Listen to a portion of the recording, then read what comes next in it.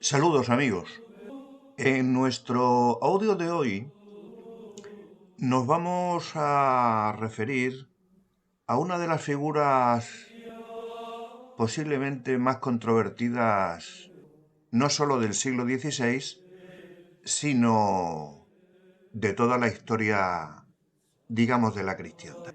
Me refiero a Martín Lutero, aquel oscuro monje que en principio era poco más que un buen teólogo, fue capaz de romper en dos la unidad del cristianismo y enfrentarse ni más ni menos que al todopoderoso Carlos V. Vamos a intentar, desde un punto de vista, digamos, neutral a la hora de enjuiciar su comportamiento, cuál fue su vida y cuáles las razones que le llevaron a romper de aquella manera con la Iglesia católica, con la Iglesia cristiana occidental, y la trascendencia que tuvo, sobre todo para Europa, que tendría más adelante una importante proyección más allá del Atlántico. En absoluto enjuiciaré su ideología, su teología, su manera de entender la religión, porque no es ese mi propósito. La idea es conocer cómo fue y cómo llegó a plantearse de manera tan radical la confrontación, como ya digo, con el Papa de Roma y con el todopoderoso Carlos V, a quien fue capaz de plantar cara cara a cara. Se cuenta del duque de Wellington que en víspera de una batalla, el 17 de junio de 1815, durante un baile en Bruselas, apartándose del bullicio sacó un mapa y señaló con el dedo un pueblo pequeño, insignificante, llamado Waterloo, y dijo: «Aquí es donde me encontraré con Napoleón».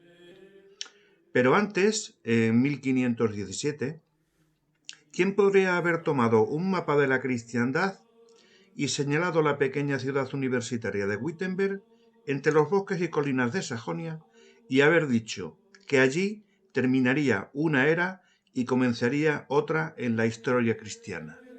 Hacia la medianoche del 10 de noviembre de 1483 nacía Martín Lutero en el pueblo de Eisleben, en Sajonia, junto al bosque de Turingia. Cuando su hijo se hizo famoso, su madre pudo recordar claramente la hora del nacimiento, pero apenas recordaba el año. Al día siguiente, muy temprano, los padres presentaron a su primogénito al párroco para que le bautizase. Recibió el nombre de Martín, como el santo del día. Sus padres, Hans y Margaret Luther, como se llamaba entonces la familia, eran, si no refugiados, poco más que simples emigrantes.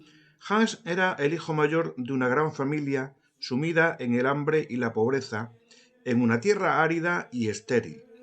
Con su joven esposa buscaba una oportunidad para mejorar su situación en el mundo más lucrativo y esperanzador de la industria y la minería.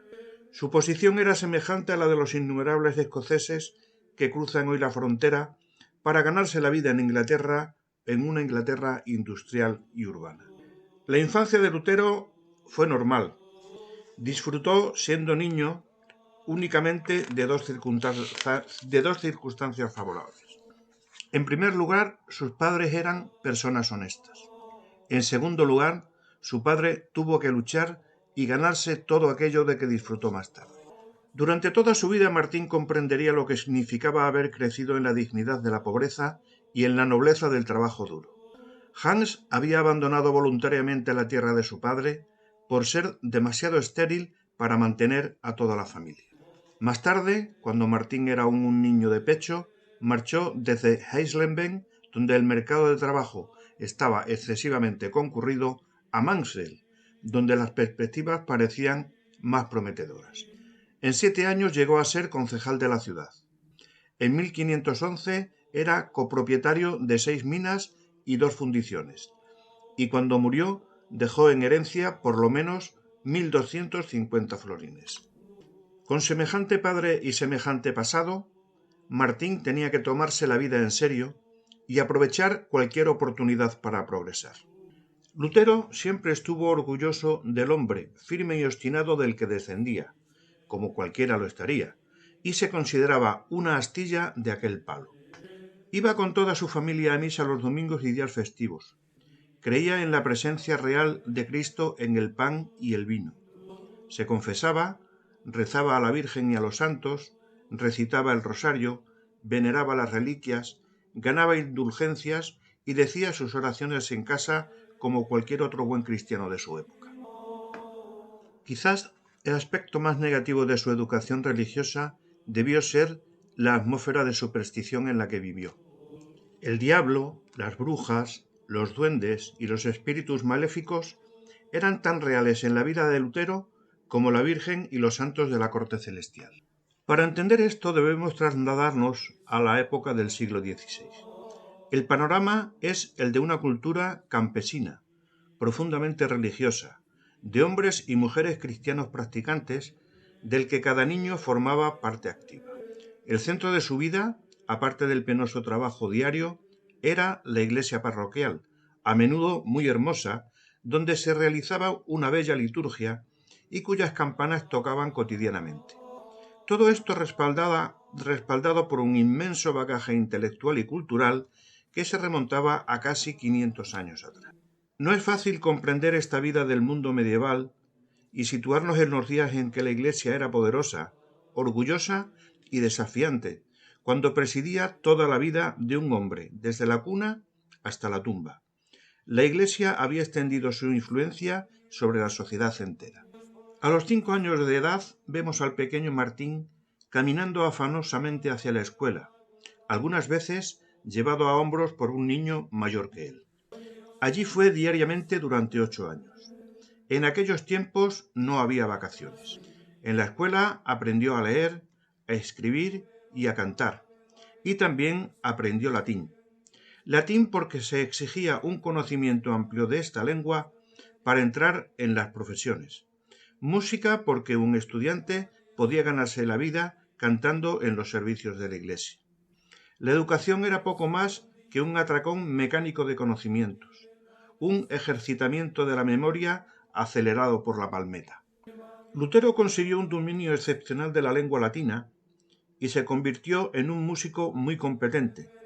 Sin embargo, siempre recordó la escuela como un infierno en la tierra y al maestro como un tirano y un verdugo.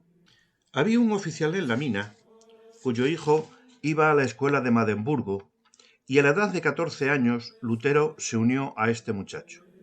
La escuela pertenecía a una hermandad de piadosos clérigos y laicos que habían combinado la práctica de una vida santa con el servicio a la sociedad predicando, enseñando y haciendo obras de caridad. En una edad muy impresionable entró en contacto con un devoto círculo de gente cristiana. Todos los que iban a la casa, tanto clérigos como laicos, se caracterizaban por una profunda piedad y una sencilla devoción. Esta atmósfera influyó en el muchacho profunda y provechosamente. En una ocasión se sintió afectado por unas interesantes palabras dichas casualmente en la conversación sobre la maravilla y la belleza de un matrimonio santo, y estas palabras ardieron en su mente, ya que él siempre había supuesto que el celibato era la forma más noble y pura de vida. Años más tarde siempre se referiría a esta hermosa ciudad de Turingia como mi Eichenhall. Resumir la la vida de Martín Lutero en un audio que tiene que ser obligadamente corto, sería un imposible. Su capacidad intelectual, su riqueza teológica, sus escritos, sus enfados e incluso las causas que le llevaron a plantear la llamada Reforma tienen una dimensión que excede con mucho los objetivos de este audio. Para aquellos que estéis interesados en conocer más profundamente todo lo que rodeó la vida de Lutero, sus discusiones teológicas, sus luchas contra sus enemigos por su forma y concepción de lo que era la interpretación del Evangelio, de su enfrentamiento no solo con sus compañeros, sino con toda la Iglesia de Roma e incluso con los electores de las regiones en las que sus obras se publicaban. Por lo tanto, me voy a ceñir a dar unas breves pinceladas de cómo discurrió su vida desde que, al parecer y según cuenta la historia, teniendo un hecho doloroso que pudo costarle la vida, decidió que si salía de aquella, unos dicen que enfermedad, otro que una grave herida, si salía, como digo, con bien, entraría en un convento. Y efectivamente así lo hizo. Entró en un convento y ahí comenzó su vida, pudiéramos decir, como intelectual e intérprete del Nuevo Testamento. En su desarrollo intelectual, el Nuevo Testamento tomó una visión y una vida importante. No menos importante que fue en que, como consecuencia de esa interpretación del Nuevo Evangelio, del Nuevo Testamento, chocó frontalmente con los usos y costumbres que la Iglesia tenía por aquel entonces. Quizá el enfrentamiento más importante y quizás también el más conocido por todos es el que surgió como consecuencia de las llamadas indulgencias. Desde la óptica de Martín Lutero, las indulgencias era una forma inadecuada de obtener dinero a costa de un supuesto perdón tanto de la vida actual como la vida eterna de los creyentes.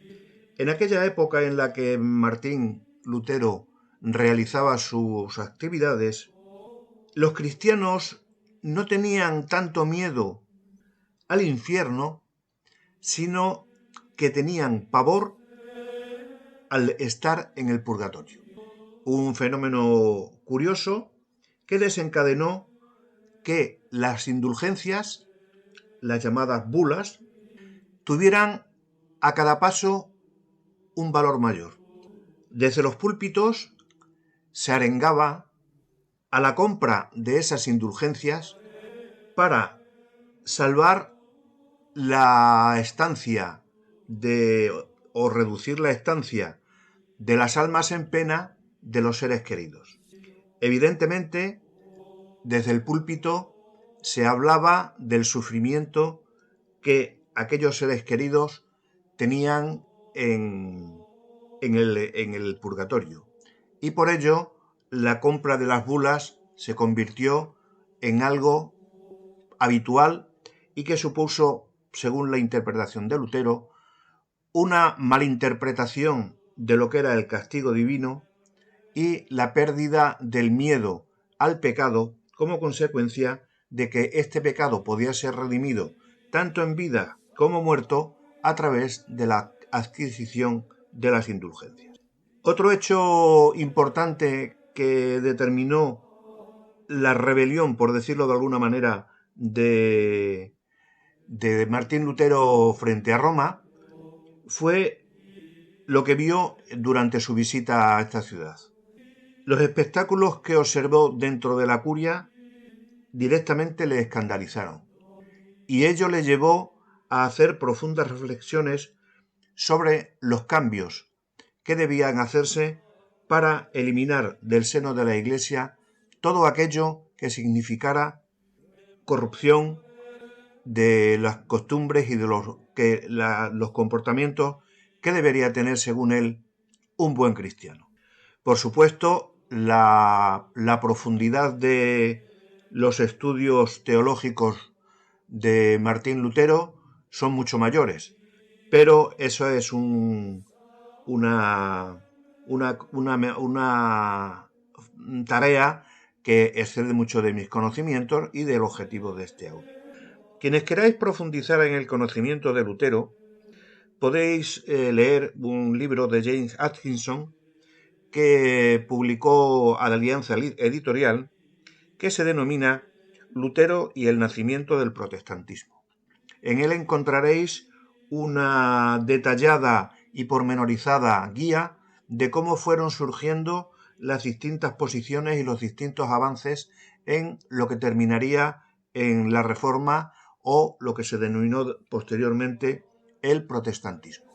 Las luchas que tuvo con el poder Martín Lutero fueron enormes, pero su convicción era tan fuerte que fue capaz de sobrellevar, sobrepasar e incluso sobreponerse a todos aquellos poderes que excedían con mucho la de un pobre y modesto teólogo agustino. En un breve resumen, podemos decir de Martín Lutero las diferentes etapas por las que pasó su vida. Fue un serio estudiante que se entregó a Dios haciéndose fraile. Era un fraile consciente y que fue llamado para ocupar la cátedra de teología de la nueva Universidad de Viena. Sus estudios le condujeron inexorablemente hacia su nueva teología evangélica, que a su vez le implicó en el escándalo de las indulgencias que antes hemos comentado. Defendió su causa ante la crítica simpatizante de sus compañeros, los frailes de Heidelberg, así como ante el ataque hostil de los teólogos de Leipzig. Tuvo que regresar en carro desde esta ciudad, meditando sobre el vacío abismal que se estaba produciendo entre su manera de entender la religión y cómo la entendían sus otros compañeros. Con la visión clara que tenía de su interpretación, dedicó un libro a la nobleza alemana, explicando su causa y su responsabilidad. Dirigió también, con coraje, un libro a los teólogos romanos, mostrando la necesidad teológica de la cristiandad y el remedio evangélico. Escribió con bondad un libro apelando al hombre de la calle y mostrando el contenido y naturaleza de la teología evangélica. Martín Lutero cruzó su Rubicón cuando, solemne y tranquilamente, quemó en público el odiado derecho canónico y con él la bula pontificia que le excomulgaba. Como ya hemos comentado, fue capaz de enfrentarse con el emperador Carlos V en la Dieta de Worms, tranquilo y sin ostentación, pero resuelto a defender su postura ante el mismísimo emperador. Los entusiastas, radicales, socialistas, los campesinos, Enrique VIII, Erasmo, los teólogos romanos enemigos, Zuinglio, y tuvo que afrontar y responder a todas estas personas y causas, incluyendo el inmenso nudo de problemas relativos a la conservación de una cierta unidad entre los protestantes y de un posible modus vivendi con Roma. Un hombre de nuestro tiempo encontraría difícil comprender que Lutero todo lo que hizo y todo lo que dijo, lo hizo y lo dijo en respuesta inmediata e indirecta al desafío de cada situación, no a un propósito o a un plan prefijado.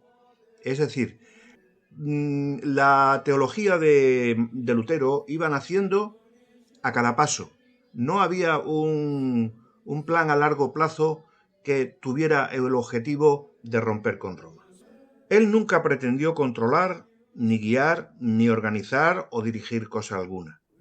En su opinión, los acontecimientos estaban todos en manos de Dios y lo importante para él era que le encontrasen esperando a Dios, de modo que estaba dispuesto a hacer o decir cualquier cosa que Dios pidiese o exigiese de él en una circunstancia cualquiera.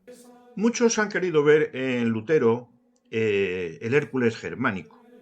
Él sabía que era un ser humano frágil, hecho fuerte por Dios para su obra en su hora. Por eso es por lo que él sabía que nunca podría fracasar, y por lo que todos los que le conocieron supieron que habían conocido a un hombre que sabía que no podía fallar, porque Dios no podía fallar. Lutero expresaba libremente sus ideas y sentimientos, casi siempre con ingenio y humor irreprimible, casi siempre con curiosas y materiales metáforas. Un retrato completo de Lutero debe incluir, por supuesto, sus enseñanzas en la universidad y su predicación en la iglesia. A veces daba 3 o 4 sermones semanales, siempre cuidadosamente preparados. Lutero con su esposa, sus hijos, sus amigos, Lutero luchando con muchas enfermedades. Lutero cayendo exhausto en la cama, demasiado cansado para decir sus oraciones. Su trabajo con el estudio y la escritura era sencillamente agotador. Si a ello le añadimos lo prolífico de su oratoria, comprendemos que su salud, siempre quebradiza, llegaba a momentos en los que parecía que el final había llegado. Cuentan que en una ocasión, cuando alimentaba a Pablo, uno de sus hijos, siendo este un bebé, le ensució el traje. Lutero azoró a los huéspedes al observar ceñudamente, mientras entregaba el niño a Katy, su mujer, que esa era exactamente la forma en que nosotros tratábamos a Dios nuestro Padre. Él se acercaba a nosotros con amor, nosotros le ensuciamos, a él y a su mundo. Su vida familiar también es un punto interesante, pues Lutero crió a 11 huérfanos y a sobrinas, además de sus propios hijos. Tenía en su casa un grupo de estudiantes que ayudaban en las faenas caseras a cambio de su manutención, y junto con una serie de parientes pobres, sacerdotes necesitados y frecuentes visitantes, constituían un gran hogar que Katy, su esposa, tenía que dirigir. Es decir, el hogar de Martín Lutero y su esposa, más que un hogar, parecía un hostal. Con vida tan azarosa, Lutero comprobaba que sus días estaban llegando al final. Se encontraba viejo, cansado, decrépito, frío y con un solo ojo para ver. El 17 de enero predicó su último sermón en Wittenberg. Evitó a Melanchthon el viaje a Ratisbona, así como a Mansfeld, y partió por su cuenta el 23 de enero, llevando consigo a sus 3 hijos para que conociesen su lugar natal. La lluvia, el cansancio físico del crudo invierno alemán fueron demasiado para él. Al llegar a Eisleben se sintió enfermo. Su misión era difícil y requería tiempo. Encontró a los hermanos avariciosos, a los abogados luchando tercamente por cada lado sin preocuparse de llegar a un acuerdo justo. Por fin, ese mismo día triunfó al lograr una reconciliación muy positiva. Todos se alegraron. Los jóvenes señores y las damas dieron una fiesta. Lutero pidió una sola cosa: que se le permitiese regresar a Wittenberg y morir allí. Esto no fue posible porque estaba agotado y no podía más que yacer y morir donde estaba, en la ciudad en la que nació y fue bautizado. Sus amigos e hijos rodearon su cabecera para oírle rezar en voz alta a Dios y darle gracias por su Hijo, Jesucristo. Le oyeron encomendar su espíritu en las manos de Dios. Le oyeron murmurar 3 veces: Dios amó tanto al mundo que le envió a su único Hijo amado, para que cualquiera que crea en él no perezca, sino que tenga vida eterna. Tras estas palabras, Martín Lutero abandonó el mundo, y su alma peregrinó donde peregrinan las almas de los grandes hombres.